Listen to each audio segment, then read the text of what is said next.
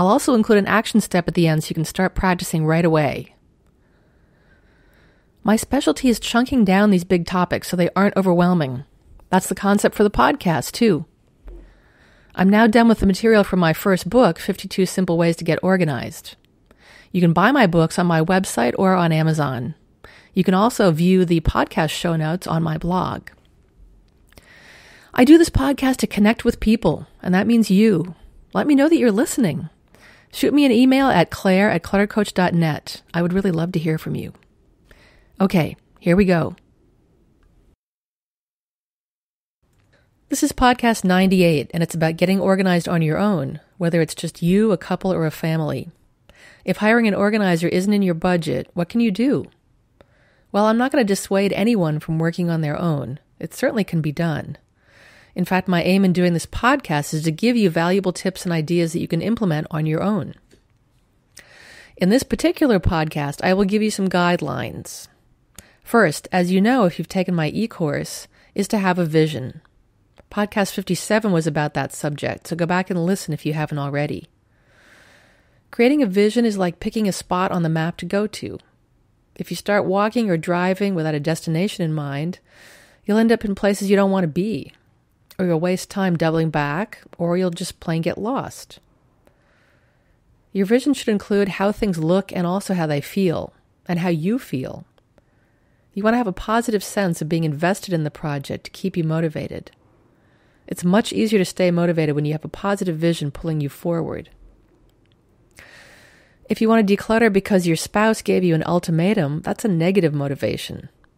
It'll probably get you moving, but you'll experience fear and anxiety that will not help you make good decisions or work effectively.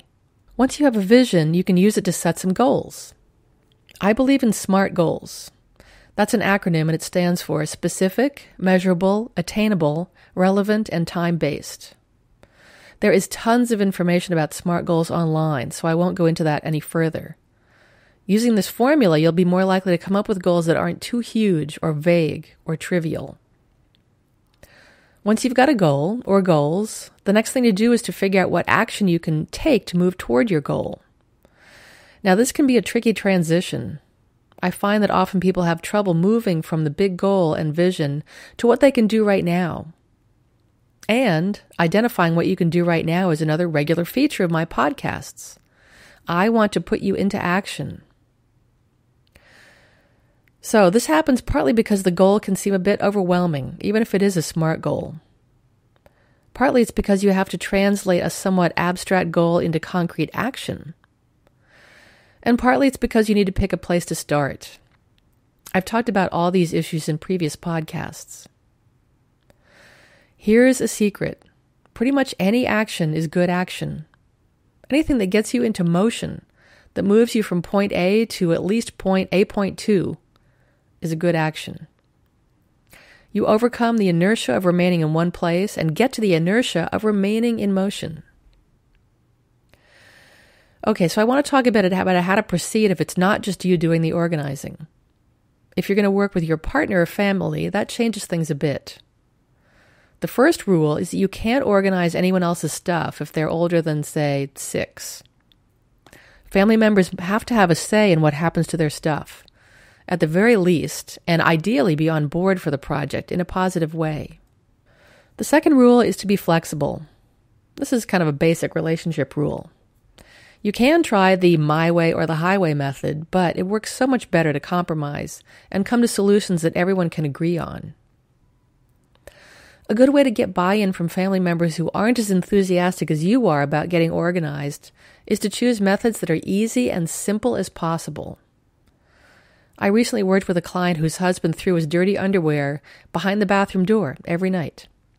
He knew where the hamper was, but it was all the way in the bedroom. Their bathroom was pretty small, but I suggested my client get a little basket that fit under the sink for the laundry. And it worked. He wasn't averse to being tidy, he just needed it to be super easy. The third rule is to be specific. If you want your living room to be tidier, but you don't describe what that means, your partner is likely to just straighten up some piles of magazines, and that's it. I've seen this happen a lot. This goes back to the specific and measurable aspects of your goal. You need to be clear that a tidy living room has no cast-off clothes in it, no used coffee cups, no piles of paperwork, whatever it is that you decide on. That way, if there are disagreements, at least you'll all be discussing the same thing. My third rule is make it fun, especially if you want to get kids involved, and you should. Make putting things away into a game or a race.